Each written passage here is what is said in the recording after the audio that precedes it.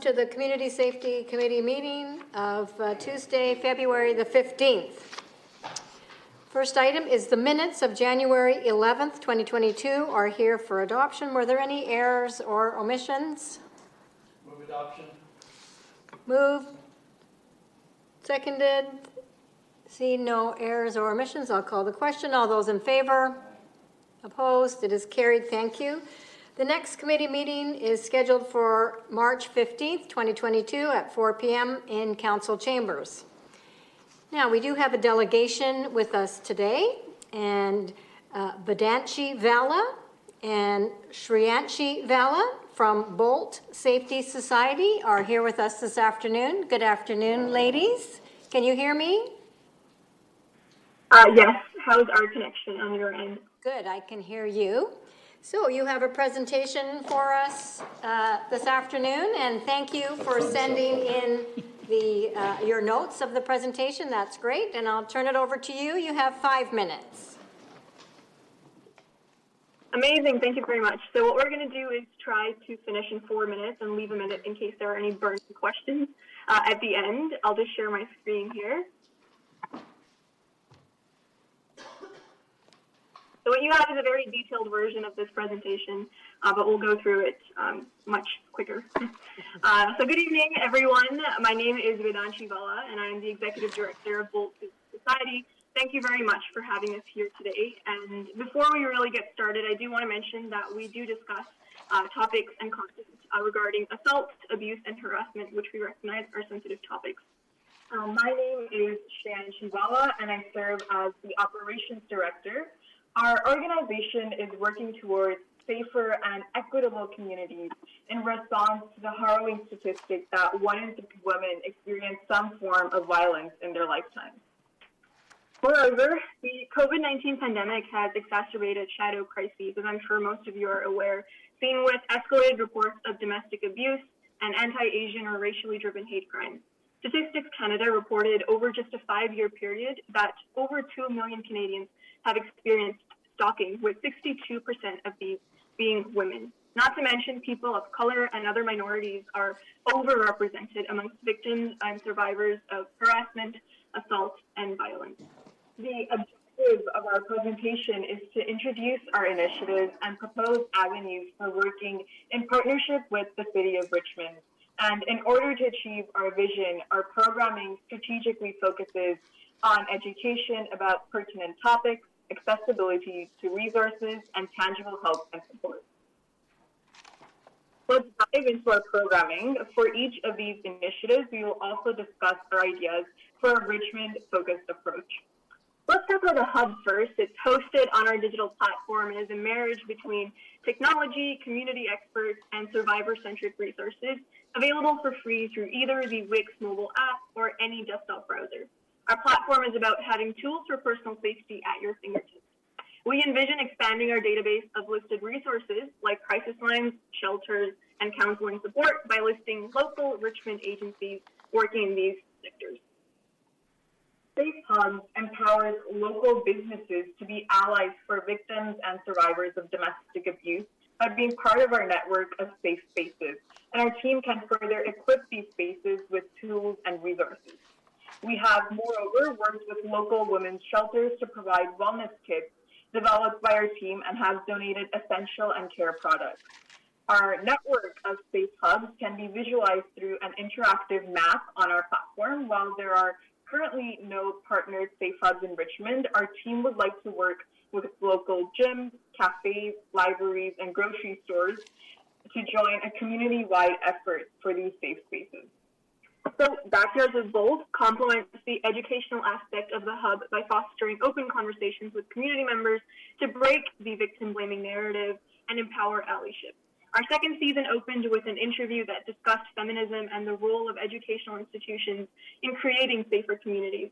We would like to interview Richmond leaders across all sectors to keep this conversation going. Safe Buddies provides tangible support to anyone who may be feeling unsafe by pairing clients with trained, screened, and trusted volunteers. In essence, we're helping people get to their destination safely. In addition to operating a national hotline, we recently covered a corporate event of over 700 guests with this service.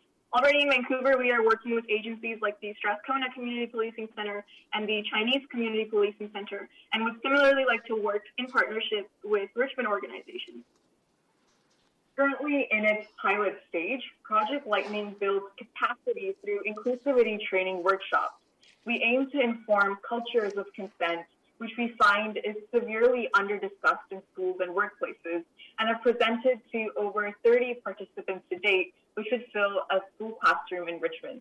We would like to work with school districts and workplaces to maximize the numbers of these workshops, and this could be as simple as inviting our team over for a staff lunch and learn. With a passionate youth-led and volunteer-run team, we have advocated for ending violence, assault, and harassment in multiple media outlets, including CBC and Richmond's very own Richmond News. By working with the leadership of the City of Richmond, we hope to make our programming available to Richmondites on a citywide scale, and we'll now take questions. I see we have like 10 seconds, but we'll take questions now if there's anything burning.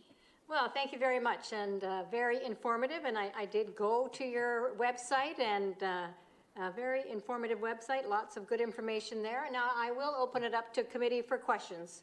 Oh, can you give us our screen back? Oh, yes, there we go. Councillor McNulty. Yeah, well, thanks very much for coming. It's topics that were dear to my heart as an educator in the Vancouver school system for 36 years and a number of years at the University of British Columbia. I'm trying to figure out, and I thank you for your presentation and thank you for all the good work that you've done in the past and the direction that you're going. I guess my question to you specifically is, what are you asking for from the City of Richmond? For us, it's a no-brainer to not be allied with you and supportive of the work you're doing. So I guess my question is, what specifically are you looking for? And it's great that you're getting out and about, etc.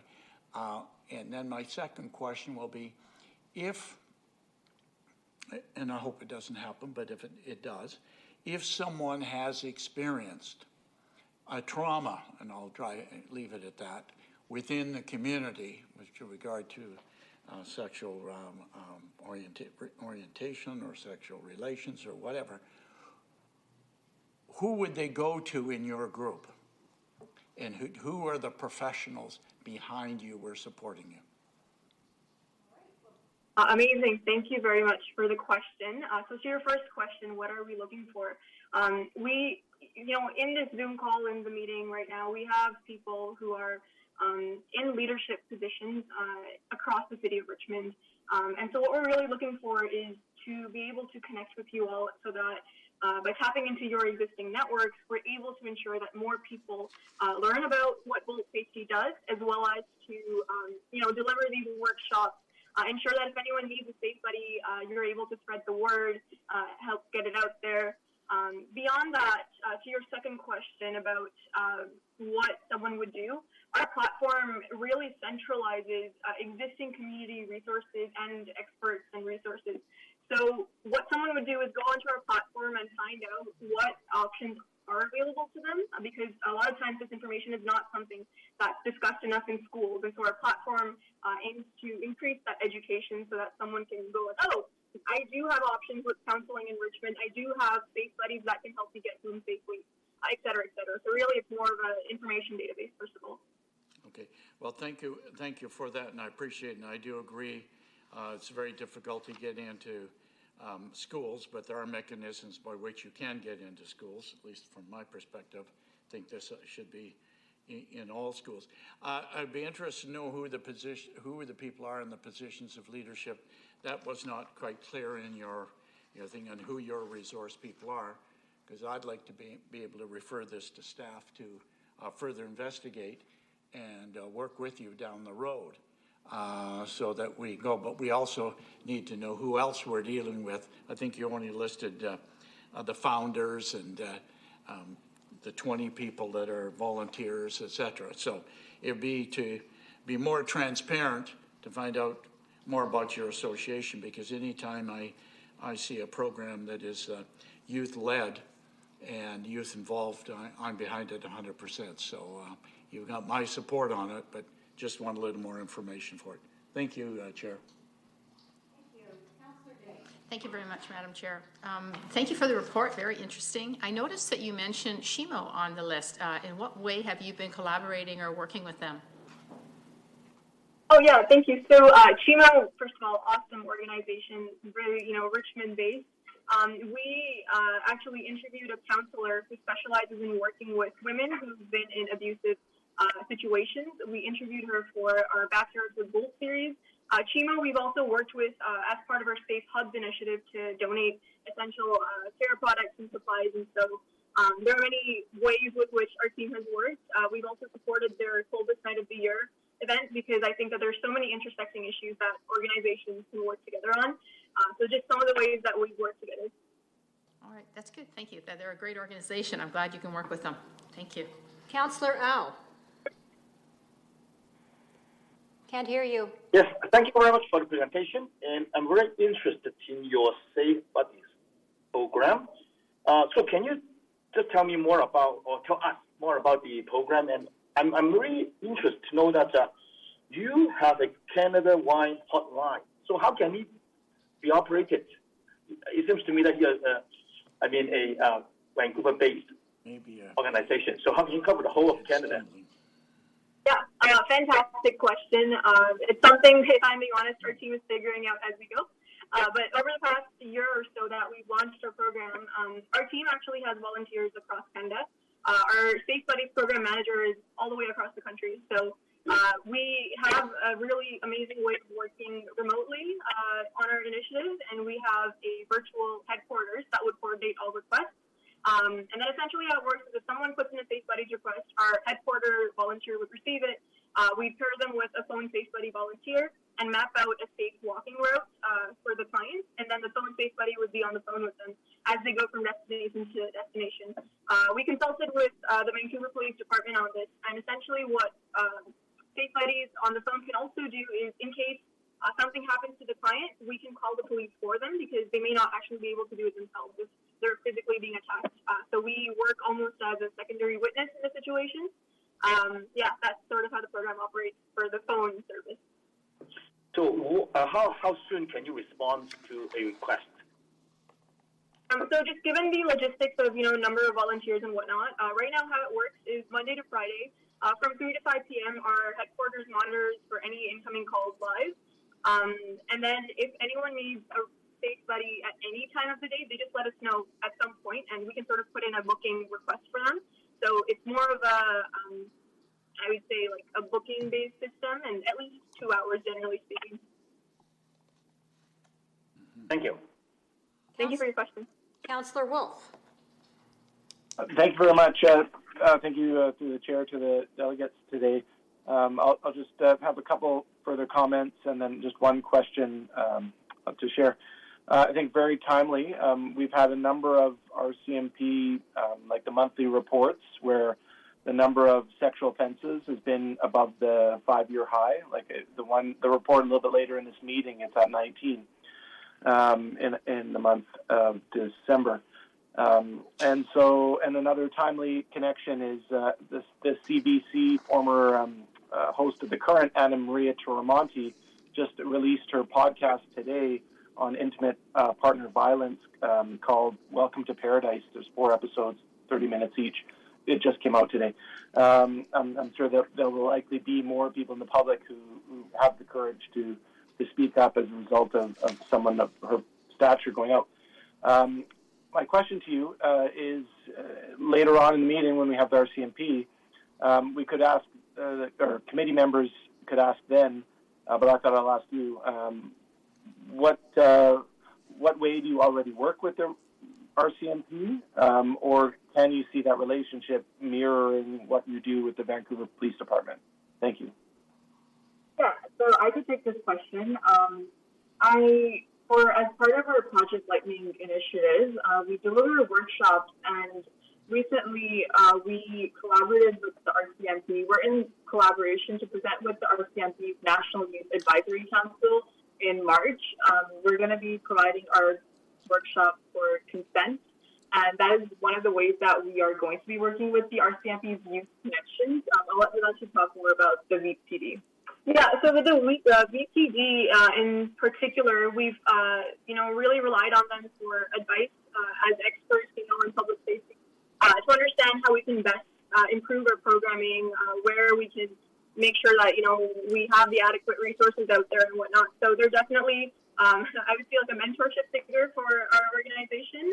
We've also worked with the VPD to, I would say, even like informally, just sort of consult with them about our Safe Buddies, safety and emergency protocols and policies. We've also had Inspector Pauline Yee from the Vancouver Police Department as a guest on our Backyards of Bold series. So lots of ways we've already worked with them, and similarly, of course, we can work with the RCMP as well. Well, that's all the questions from committee. So thank you very much. I believe Councillor McNulty would like to make a referral. So I think we should receive for information and refer to staff. Is that what you wanted? Yeah, I would move that we receive this for information and refer it to staff for their consideration of and their analysis and consideration of a partnership with this group. And I'm thinking in particular probably to Dorothy Jowork in Somerville. Great. Is there a seconder for that? Great. Seconded. Any other discussion? Seeing none, we'll call the question. All those in favor? Aye. Opposed? It is carried. Well, thank you very much. There should be somebody from our staff getting a hold of you or getting in touch with you in the next couple of weeks. And thank you for all the work that you do. Take care. Thank you so much for having us. Thank you. Okay, goodbye for now. Bye. All right, back to the agenda. Item number 2, Business License Activity Report 2021 Year in Review. Mr. Corrado. To the chair, I have nothing further to add, and I'm open to questions. Yeah, all right. Councillor McNulty. Yeah, I just have one quick question. Good report. Thank you. On our page CS 49, after the first table, it says licenses expired resulting in 48% decrease or 773 fewer expired licenses. It didn't say, do we know why they were expired? Was it lack of business, whatever, and what kind of licenses were they? Were they a restaurant or were they a shop or whatever? Or can we do an analysis from here on in? Yep. Through the chair to Councillor McNulty, it doesn't stipulate which licenses were particularly affected. Typically, licenses expired given that the business no longer requires it, but we can get back with a more in-depth breakdown. I think it's important to know the effect of COVID on the economy and the fact that we know we've worked very hard here at City Hall to encourage businesses to remain open, even everything from takeout to whatever, shop by mail. So I think it would be an interesting stat to have. Anyhow, I leave that as advisement. Take it under advisement, not a direction. Okay, thank you. Any other questions from committee? Move the recommendation. The recommendation has been moved. Is there a seconder? Seconded. Thank you. Seeing no discussion, I'll call the question. All those in favor? Opposed? It is carried. Thank you. Item number 3, Property Use Activity Report 2021 Year in Review. Mr. Corrado, anything to add? Yes, to the chair, I would like to add just an amendment on CS 55 regarding table numbering. Beginning from the top, the table should read table 3, then followed by table 4, and then finally on CS 56, the table should read table 5. And I have nothing further to add, and I'm open to questions. All right, thank you. Councillor Hobbs.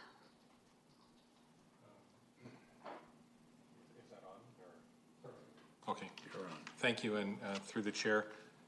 Just one question on this one. The calls for smoking and noise that you've more recently, I think, started looking after, have they at all impacted your ability to respond to any other type of call, or was are the resources that you have enough just to absorb that call load?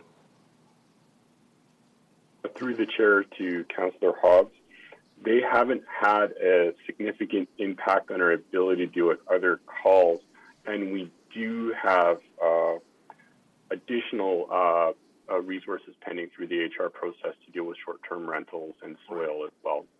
Yeah, okay, good. Good to know. Thanks. Councillor Day. Sure. Thank you for the report. As always, easy to read. I had a question on CS 54 regarding illegal ride-hailing. It states that significant fines have been applied to illegal ride-hailing operators. How much has that been?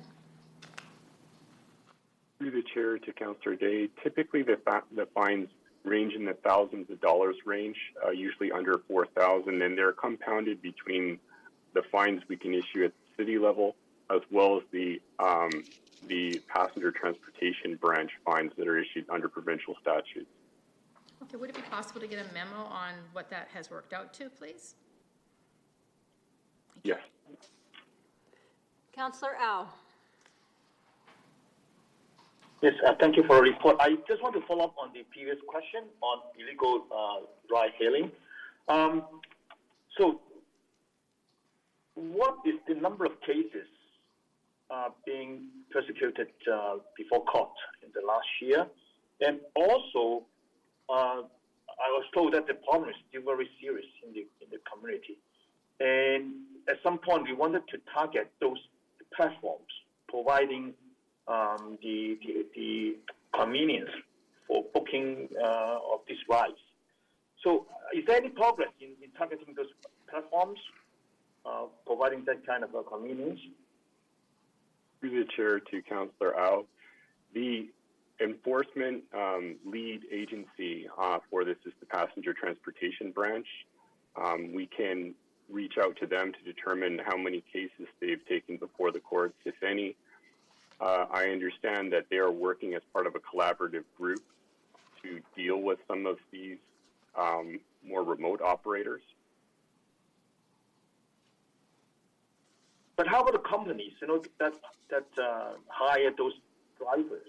Because right now we find the drivers, right, but not the company that hire them. And I think the company is actually providing a platform for those drivers. Through the chair to Councillor Au, the Passenger Transportation Branch is again working with the Ministry of Justice, the Attorney General, Ministry of Public Safety and Solicitor General to deal with some of these companies that may not be in the jurisdiction of the Lower Mainland. So it's a complex issue, but I understand they're working with different levels of government to address these companies. Okay, good. Yeah, so is there anything new development? We'd like to have some updates. Thank you. Councillor Wolf. Yes, thank you. Through the chair to staff, just two questions from the report. The first one is about snow clearing. It's up bottom of page 53, top of 54 in the report, and it mentions there about the high number of service calls, over 300, and the kind of educational pamphlet distribution. I'm curious, and many residents are as well, with the lack of snow clearing in front of properties where there's no building currently, like where they're in construction, or don't even have mailboxes, and don't clean their sidewalks, and the sidewalks underneath the snow and ice are uneven and make it even more of a risk, or have fences that have fallen over because they've been neglected. So is there anything beyond putting a pamphlet in the front of those properties that we're doing to address that issue? Thanks. I have a second question after. Through the chair to Councillor Wolf, the calls for service are not actually, those don't reflect purely calls that are made externally. The number of calls that were external were around 42. We are tracking the number of pamphlets that were handed out, so that's where the 300 figure comes out. So the majority of work to date has been proactive, and our initial stance is to educate, to have targeted warnings, and then to ticket from there. We didn't have any repeat offenders, but definitely we can look at shifting our posture once the first snow event has occurred to direct ticketing. And in terms of regarding what we can, where the if you can repeat the latter part as to which properties this would apply to as well. Oh, okay, thank you. Through the chair, just a follow up on that one. It is no specific area. I would say industrial, commercial, residential areas, but those sites that are long-term development projects that don't have mailboxes or people going to check the mailboxes on a regular basis, and it's during the short-term snowfall where that accumulates as a problem. Anyway, I appreciate the details there. The second question I had, if I may, through the chair, is in the soil bylaw enforcement section on page 54. And at the bottom of the third paragraph, it lists some of the council endorsed strategies, and it mentions one of them there, the ecological sensitive area management strategy, but it doesn't mention this one, which I thought is more recent in 2015, the ecological network management strategy. That one. So I'm assuming this one is also considered. It's just not listed there. Through the chair to Councillor Wolf, we consider a lot of multiple different council strategies when we target our enforcement. In particular, though, we're targeting adherence to the bylaw as well, the soil bylaw 10200. And in our proactive outreach, we definitely educate the public about what is permitted within environmentally sensitive areas. Okay, great. Thank you. Just for clarifying. That's all. All right, seeing no further questions, there is a recommendation to receive for information. Moved and seconded. Thank you. All those in favor? Aye. Opposed? It is carried. Thank you. Item number 4, Community Bylaws, Parking Enforcement, and Animal Services Monthly Activity Report 2021 in review. Good afternoon, Ms. Lloyd. Good afternoon. Anything you'd like to I have share nothing or to highlight? No? Nothing to add. Happy to answer any questions. Okay, great. We'll see if there are questions from committee. Yeah, Councillor McNulty. Yeah, thank you. Just maybe it's in there, but I missed it. On page 59, the figure 2 shows 125 calls for service by SPCA attended in December, and the number of calls to the office is 1,083. But what were the nature of the call, and what was the result? I guess I'm more concerned with the result. If it's a dog barking, okay, well, they told them to put a muzzle on it or whatever. But I'm more concerned about results on it. I think it's great that they're there. I'm not, no criticism whatsoever, in fact, that they're there. I thank them for being there. But it kind of looking, so, God, they called 1800, but what the heck happened? And did we get any results? Did the community get any better because they were already there? Or was it just a policing issue, so to speak? Through the chair to Councillor McNulty, the 125 calls for service they can range from, as you stated, a barking dog. They can range to a dog at large. They can actually even be a bite. We do reflect the top dispatch categories, which are the calls for service. So the 2, 4, 6, 8, 10 of them are listed under dispatch, which breaks down some of the top calls for service. The results of those calls for service can range anywhere from a ticket to educational. The officers complete the file, and then they're overseen by the manager, myself, who then closes the file out once it's been completed. And I guess my other question would have been, how many of these people might be repeat offenders? Through the chair to Councillor McNulty, some may be repeat offenders, but if there are a repeat offender, it's usually curtailed pretty quickly with a ticket. Okay. So we don't get multiple offenses. Okay, thank you. Councillor Steves. You're welcome. Yeah, I just want to, I got one comment, one question. I just wanted to comment on the off-leash dogs at Gary Point along the west side. it's amazing the difference since the RCMP took over. I'm out working my yard all the time, and I get the complaints of people coming down. Well, I see the off-leash dogs as well, and I wonder what do I do, you know? But the previous organization, I don't think they ever sent anybody out here to even answer the complaints. But what's happened in the last year or so has just been amazing. It's dropped right off. I don't get any complaints anymore. I don't see any off-leash dogs anymore. So it's really working. The question I've got, however, is I got a phone call a week ago about a cow. Westminster, I wanted a cow from the RCMP. Anyway, I told him to contact Gill's Animals, because that's where the area was where the cow was running around. I don't know whose cow it was. I saw it on TV. It was literally weird. But whatever happened to it? Did they put it in Bill's field and find the owner, or any idea? Through the chair to Councillor Steves, I will pass on your comments to the BCSPCA. Thank you.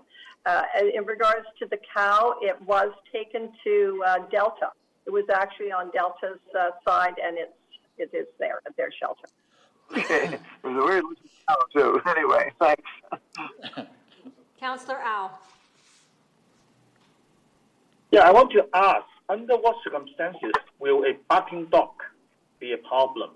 Because I know that people might be keeping a dog for safety reasons, and, you know, during the night, there may be strangers approaching, and the dog might bark.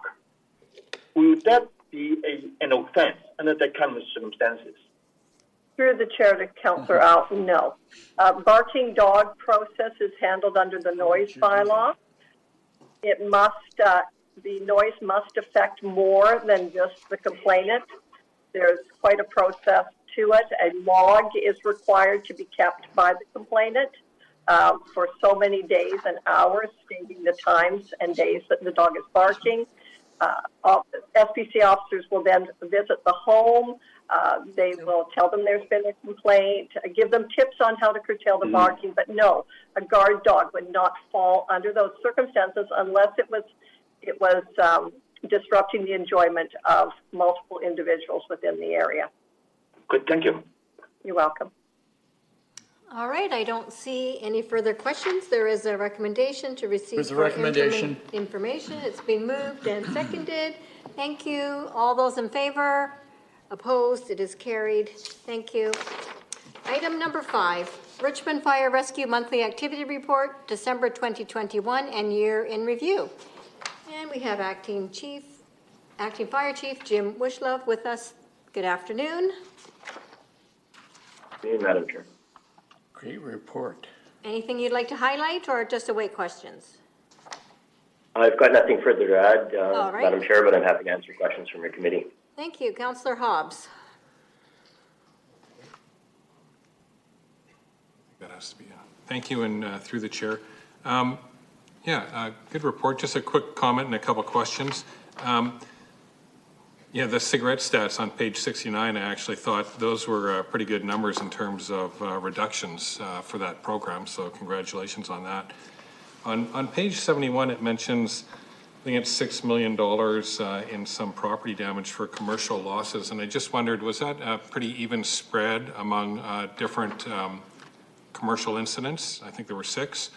Or was there one particular commercial-based incident that had a lot of damage to it, or loss of product or something?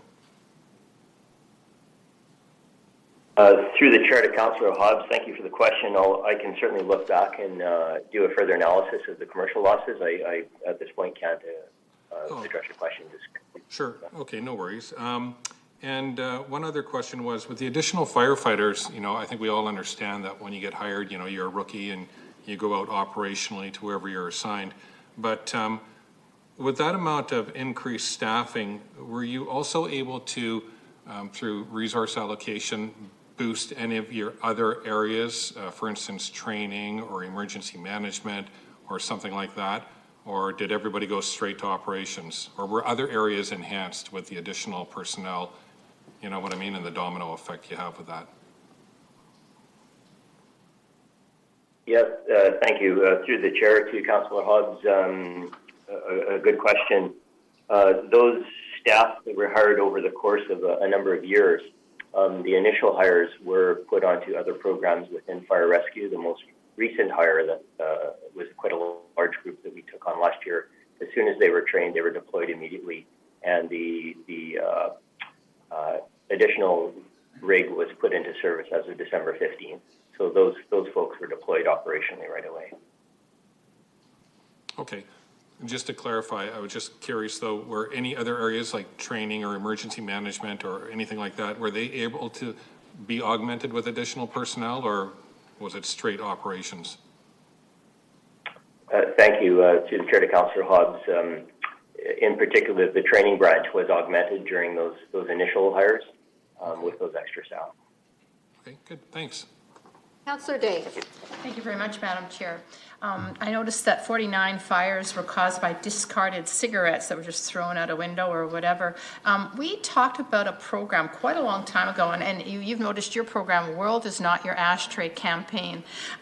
There was an initiative, I don't know if you remember this, whereby we were going to supply smokers with like it was like a vessel that you could dispose of your cigarettes, so that, because most cars don't come with ashtrays anymore, and it was called a buddy, and it was like a little tube, looked like a pen, and you would literally put the cigarette in and put it out. Have we talked about distributing something like that? And the one that you guys had was like an envelope that you would kind of open, and it had like a tin foil on the inside, and people could put out the cigarette. Did we ever do that? Through the Chair to Councillor Day, yes, thank you. We do, and we have quite a few in our inventory, and we have lots that we're willing to share. Have they been received well? The envelope side, sorry.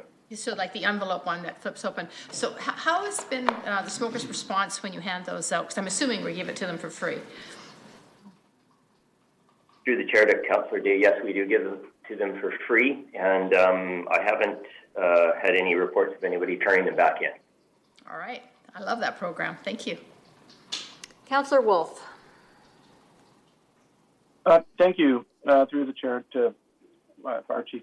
Question is about the fire hydrants that have been wrapped. Some of them were wrapped in December. I assume it was due to the cold and the -15s that came about. But they've been wrapped since. I've heard from a few people who are concerned, like they're wrapped in front of their house, but not the one down the road. Does that also mean they're being replaced? And why are some wrapped and others are not? Yes, through the Chair to Councillor Wolf, thank you for the question. There could be a number of reasons why some of those hydrants would be wrapped, potentially through maintenance needs. I also see that some of them are being used for industrial applications locally. So there's a variety of reasons why Public Works would wrap those hydrants. Councillor Al. Yeah, I want to ask a follow-up question on cigarettes and fire. Now, it's disappointing that we see, an increase from the previous years for the cost for causing fires. Can you provide us with more information about what kind of fires are you talking about? Indoors, outdoors, and how many of those fires are being caused by illegally discarded cigarettes? I know some people cause fire because they smoke in the back, right? So I think that's one reason for causing fire indoors. But for these 49 cases last year, what kind of fires did they cause? Through the Chair to Councillor Au, thank you. Typically, the majority of the discarded cigarettes cause fires in the medians, in the middle of the roadways where there is bark mulch or dry grass, on the side of the road, sometimes in small garbage containers. And so that's the majority of those fires that are caused from the discarded cigarettes. It's rare, but occasionally a homeowner may experience a fire on a patio or in a backyard that they can be caused from the cigarette smoking over a number of hours, and then it would start a fire that wouldn't be noticed until, of course, it was significant enough for somebody to call. Good, thank you.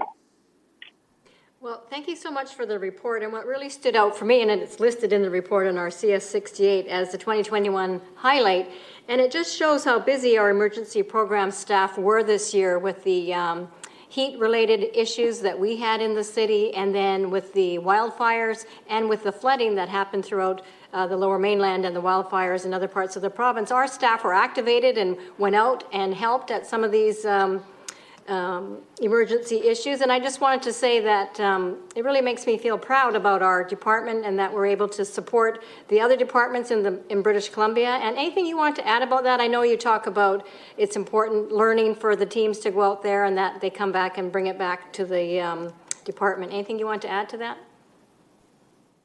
Thank you, Madam Chair. The only point I'd add is to support your comment there that our staff that work in emergency programs are very well experienced, very well educated, and very eager to go and do this work. And they've actually provided so much support when they've been deployed every time with the comments we receive back. So certainly a great addition to our team here.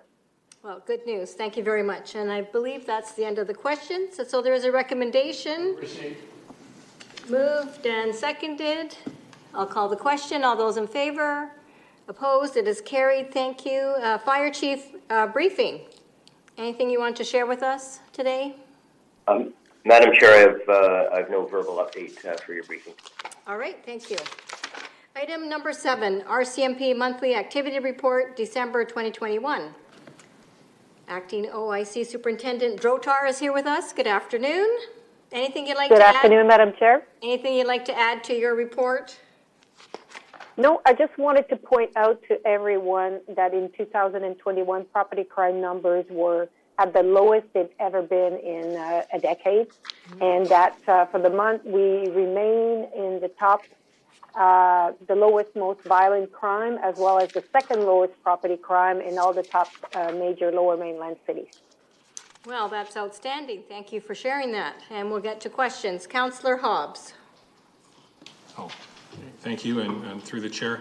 Thank you for the report and welcome. I don't know if I've talked to you before on this committee, but just a couple of questions regarding violent crime, and in particular shoplifting. There's been a lot on the news in other cities primarily about violent shoplifting rings.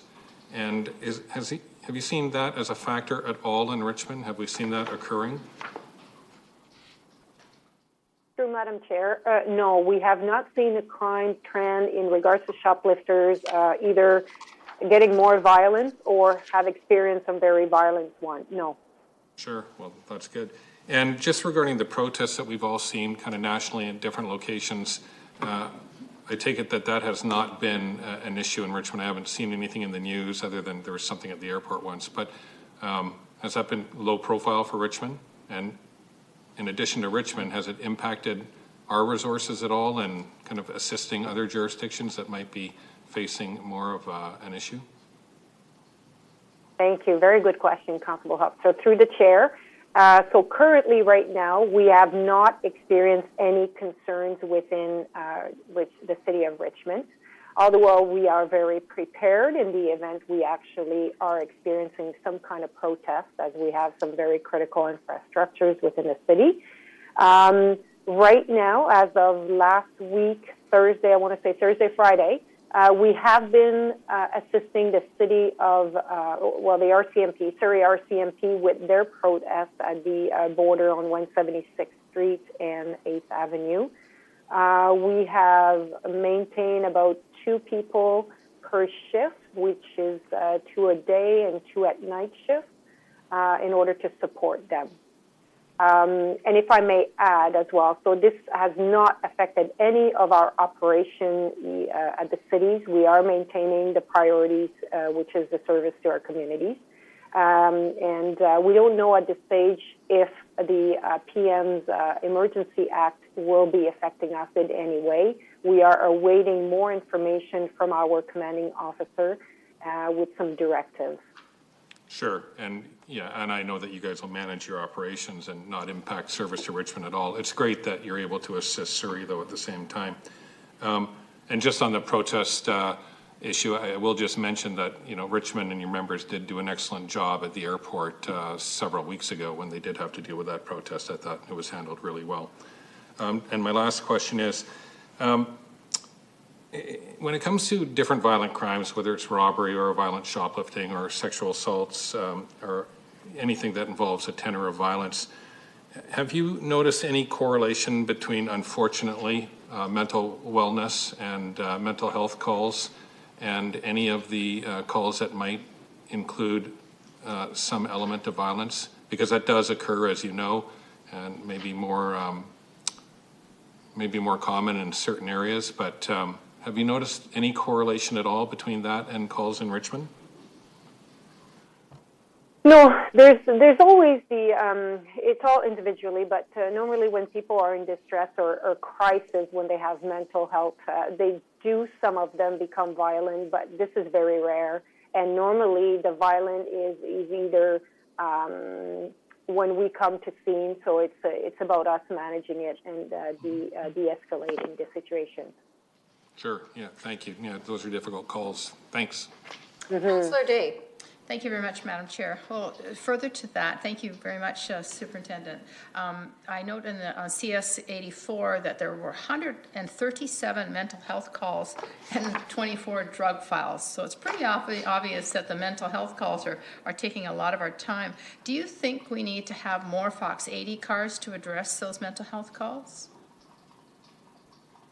I don't know per se that we need more cars to respond to all the calls. As it stands right now, I think we are doing a pretty good job with the current staffing that we have.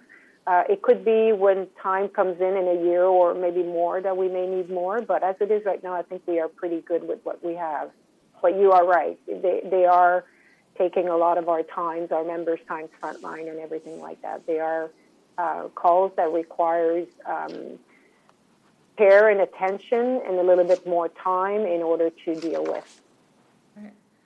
And thank you. And so today the province announced that they're opening up considerably, taking away some of the COVID restrictions.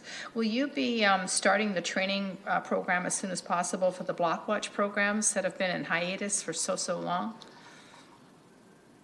Definitely, we are going to look at this immediately, yes, to see what else we can actually, all our volunteers go back and what program we can open up. Yeah, and just my last question is, we had a very unfortunate murder-suicide recently with 4 victims. Do you have any information about that, or is that something that we'll find in a memo later? My intention was not to be bringing more information through the chair. Councillor Day, maybe you want to be specific on what kind of information you may want to get more. The only important information I can offer council is last weekend, not this past weekend, the previous weekend, we did reach out to the community. We call it a SPICE, which is actually our volunteers, our youth, community engagement team, as well as our victim services, set up tents in the area in order to provide some counseling support to the community that were affected by this tragedy. We did, in fact, communicated at length, several hours with some of the residents of the fourplex, and passed on to more in-depth counseling for certain one of these people. But yes, maybe you want to be specific on anything else you may want to know. I'm sure that everything's in the works with an investigation, so I won't pry, but thank you for that update. I'm glad to hear that the RCMP were reaching out to the community, because this would be a devastating thing for a community like that, or any community. Thank you. Councillor Al. My question is related to hate crimes and incidents. I think it's very disappointing to see that the number of cases is still increasing on page 86. But on page 85, it's mentioned that there's a change in the targets of this kind of incidents. In year 2020, it was more towards the Chinese residents. And then in 2021, it has been extended to include other cultural groups. So can you elaborate on that? Can you tell us more about what has been the new trend, and also has there been more prosecution apart from the one in June, the one that happened in the coffee shop in Richmond? So what has been more information about the train and also any other prosecutions being made? Thank you, Councillor Rao. Through the chair, currently what we've seen, the trend is, what's changing is we've seen some in regards to other communities. So Black community and Jewish community were also victims of some of the hate crime, or I would say hate events. And this is what we've seen. And that would be in the same thing as we're seeing everywhere across the nation in regards to what political or event that we've seen taking place in the media. And in regards to criminal charges that we may be looking at, I can't tell you if we're going to have any further. I'll have to look at all the current investigation that we have ongoing and where we are with them. Thank you. Councillor McNulty. Yeah, thank you. Just a couple of comments, and I'm very, very happy to hear the comment about property crime, and I would compliment the RCMP for the way that you survey each day and have surveillance of throughout the community.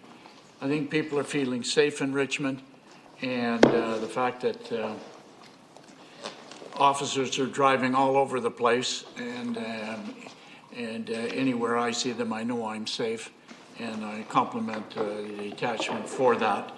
And I'm not sure that's the same in every community, but in Richmond, it's a standard that I don't think is achieved by others, and I thank you for that. It's very gratifying to hear that. And when I look on page 93, when you see a significant drop like that, obviously what you're doing is paying off, and we're well served there. I'd just like us to keep tabs, if you wish, on the mental health issue. You know, I sit on the board of ECOM, and I know many of the calls that have come in there. I know it's dispatched to BC Ambulance, et cetera, et cetera. Remember the Fox car number of 2 years ago, I guess, was stand corrected, made 1,434 calls in a year, or visits.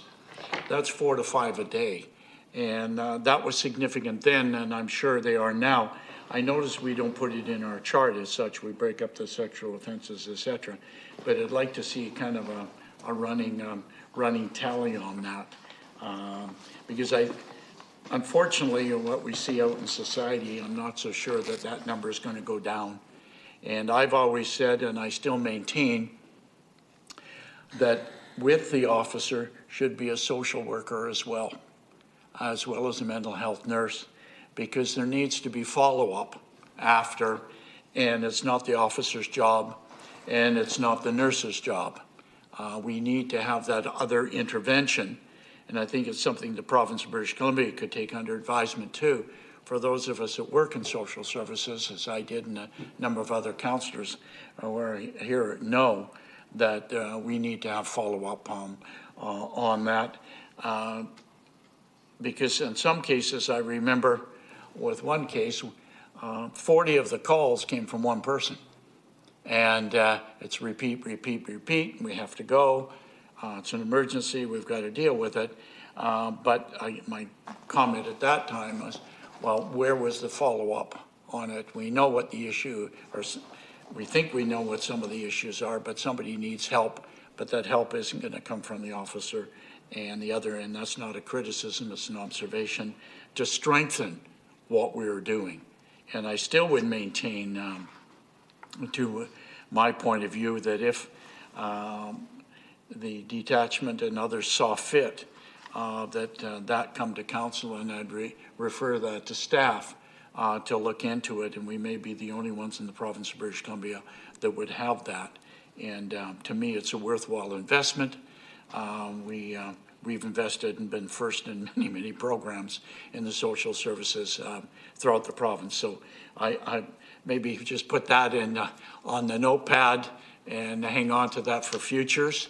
And I would be more than happy to see that resources are put in their area, because I do, as a school counselor and over the years, in follow-up, and a practitioner who had a private practice. I know what it means to have those resources available following the incidents, et cetera, with the appropriate people. So anyhow, with that, I just want to say to the RCMP, thank you very much for keeping our community safe. And when we look at everything, out of all the things, there are only 4 items on there that have any increase whatsoever. Everything else is a decrease.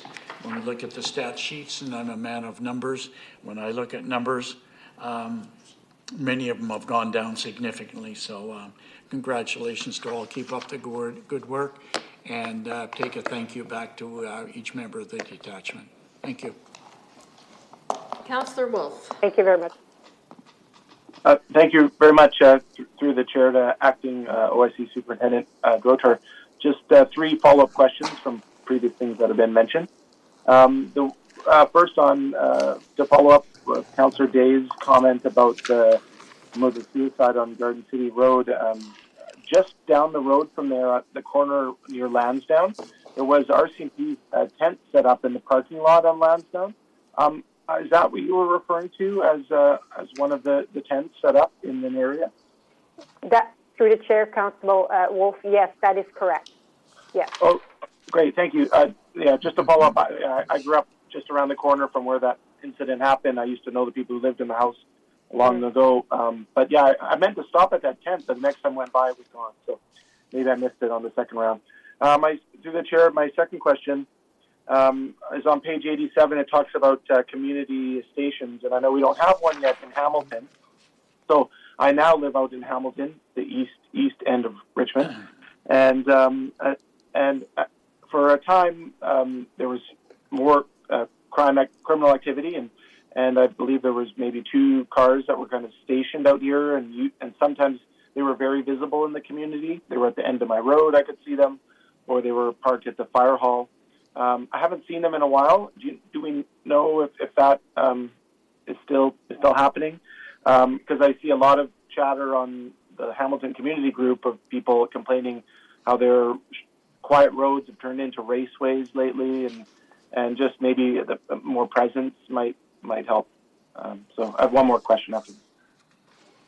Through the chair, Councillor Wolf, we have not made any changes into our proactive or enforcement. So I will look into this and get back to you further. But there hasn't been any change removing or anything. So you will have the same amount of police officer in the Hamilton area. Great, I appreciate that. Thank you. My final question through the chair is just a follow-up from our delegation at the beginning of the meeting. I'm not sure if the acting OIC superintendent was attending at the beginning, but you were there. So there was a presentation from Bolt Safety Society. Just a quick question. I know it's a bit off the cuff here. What was your take on it? Do you see that as being a relationship that a Richmond RCP could have with that type of society? Thanks. Through the chair, Constable Wolf, definitely. I was made aware by Mr. Chim that they were going to be coming, so I looked into it. We had not been in contact with them, but I think it would be a great partnership that we can develop with them and offer the service here in joint with them. So we will be reaching out to them as well through our community engagement team. Well, it was my hope that the referral would also, while it said staff, would also include the RCMP in that. So perhaps we can just reflect that in the minutes everybody. or in notes somewhere. Everybody. Yeah, everybody. Great. Yep. Good question. Thank you. Any other questions? All right. And now we are on to the... Move receipt. Yes, refer. Moved and seconded. All those in favor? Opposed? It is carried. Now the RCMP OIC briefing. Anything you'd like to share with us? Acting OIC Superintendent Drotar? Anything else? No, I think she's gone. Oh, I'm sorry. No, nothing else for me. Sorry, I apologize. All right, thank you. Manager's report. You missed the point. Anything to add, Ms. Atchim? Yeah, through the chair, just a reminder that councillors received a memo on the policing partnership survey. So if there's any comments that you would like to pass on, please do so. Thank you. All right, any questions? Councillor Hobbs. Thank you, through the chair. I was a little slow on the button there, but I just wondered in terms of the police and we were talking about block watch, low crime rates. We're talking a little bit about violent crime, and so it occurred to me, maybe through block watch, maybe through business liaison, is there a program as part of block watch where we have like a retention or a voluntary participation in video? A lot of homes now, a lot of businesses obviously, a lot of homes have video cameras, for instance, and so if you had some kind of random assault like the horrible one that was highly publicized down on West Georgia in Vancouver, and that person was eventually apprehended largely through video, I think. So do we have that in Richmond, or is that something that people would feel comfortable looking at if we don't have it? Where, like Block Watch, if you're participating and you have a home security system, because when something happens, the police will often go out and canvass for video. The more serious the incident, the more intense the canvass for video. And so if you had a voluntary repository of people who are volunteering to participate in the video program, could be part of Block Watch, I guess, then that would save a lot of police personnel time in terms of canvassing, and they'd know if an incident happened here that we have this many people as part of this program that already have cameras, and boom, boom, boom. So I don't know if that is something that can be looked at, or maybe we already have that. I'm not aware of it. Thanks. Is there anyone who can answer that question? Through the chair, that was a program that I believe the City of Surrey has a voluntary registration of people with, and I believe that was something that RCMP here was looking into it. So we will chat with them and see, if that's something that they can look at implementing, or whether there's some privacy commissioner type related issues that is impeding that from happening, at least for now. So we will, more to follow. Okay, thanks. It was just a thought that came to my mind. I'll sign up. We have one, so you can sign me up. All right, any other questions? Move adjournment. Seeing none, we are adjourned. Thank you.